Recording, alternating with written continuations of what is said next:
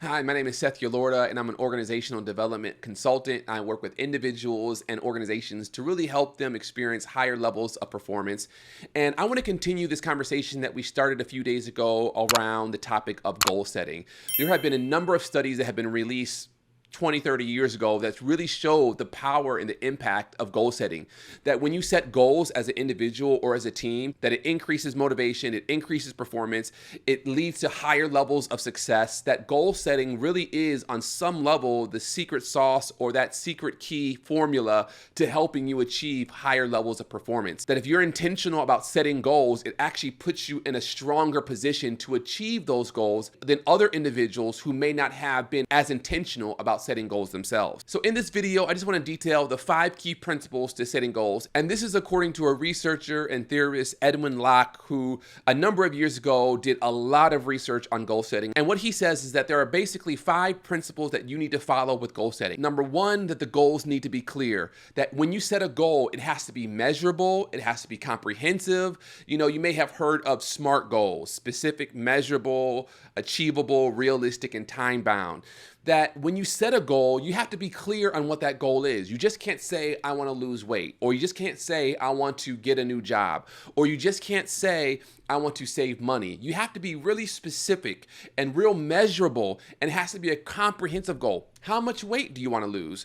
What type of job do you want to get? How much of a raise do you want? What do you want actually for your family? How many children do you want? Like when you're setting goals, whether it's to grow your family, to grow your finances, or to become healthier, those goals really have to have a level of specificity and clarity in order for them to have a positive effect on your performance. The other thing he says is that the goal must be challenging. Interestingly enough, the more difficult the goal, the more you will raise your standard to actually achieve that goal. Now, there is a threshold where the goal becomes so unbelievable that it actually has a diminishing return on your performance. So, for example, if you have never run before and then you say to yourself, I'm going to run an ultra marathon, which is like 100 miles next week. Okay, you've never even run before and you're going to go run 100 miles? That is probably not achievable without you dying in the process. But if you say, I want to do an ultra marathon in 6 months, then that creates a time bound and it's challenging enough because running a marathon 20 something miles within 6 months is hard enough. If you're going to try to do 100 miles in 6 months, well, yeah, that's really challenging, but it might still fall within the threshold of not being discouraging, especially if you take action on it.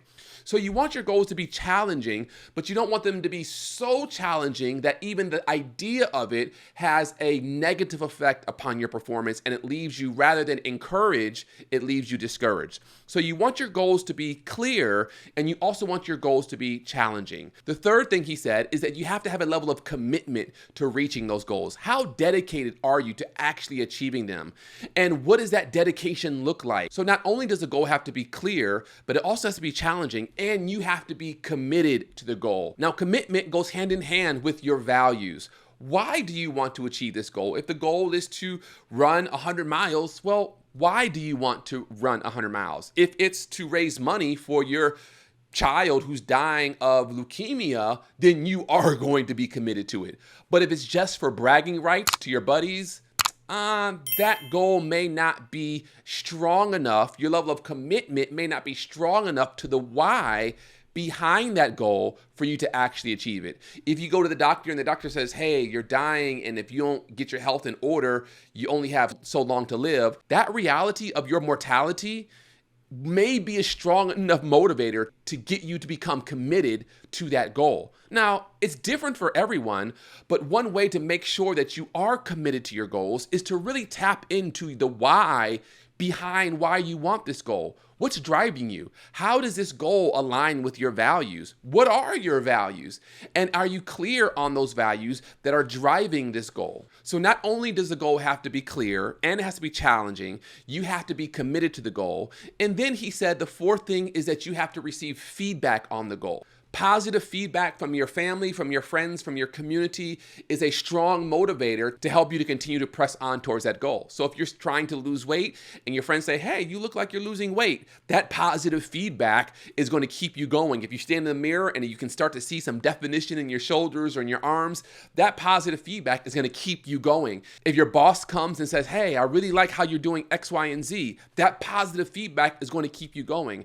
And so you have to make sure you're surrounding yourself really with individuals who are aware of your goal and who are reinforcing your commitment to achieve your goal with positive feedback. So number one, the goal must be clear. It must be challenging. You must be committed to it. You have to receive positive feedback about that goal. And last but not least is complexity. Complexity speaks to the difficulty of the task. If I know that I want to, for example, climb Mount Everest, but I live in Texas and there's no hills for me to even practice on, I don't have anything that's going to help me prepare to climb Mount Everest, then just by nature of where I live, it's going to be very hard for me to train for this. And yes, I can go running and I can probably find some place where I can try to train on a treadmill or a gym, but recognizing that the complexity of climbing Mount Everest in relationship to where I currently live, which is like this very flat land, it's going to make that goal extremely difficult. And so really understanding, okay, what's going to be required of me to achieve this goal? How simple of a task is it, or how complex of a task is it in light of my current situation? So when you're setting goals and you're trying to achieve something of significance, just understand that there's several principles that go into whether or not you will be successful in achieving those goals and therefore be successful at performing at a high level. Is the goal clear? Is it challenging? Are you committed to it? Are you receiving positive feedback? And how complex is actually achieving that goal? If you take all of those things into consideration, it'll really position you for higher levels of success in achieving that goal, and it will lead to positive outcomes. If this video was helpful, I would love for you to like it, subscribe, and share it with a family member or a friend, someone that you know is striving to achieve a goal in their personal, maybe even professional life, and that this video can help them as well. See you next time. Peace.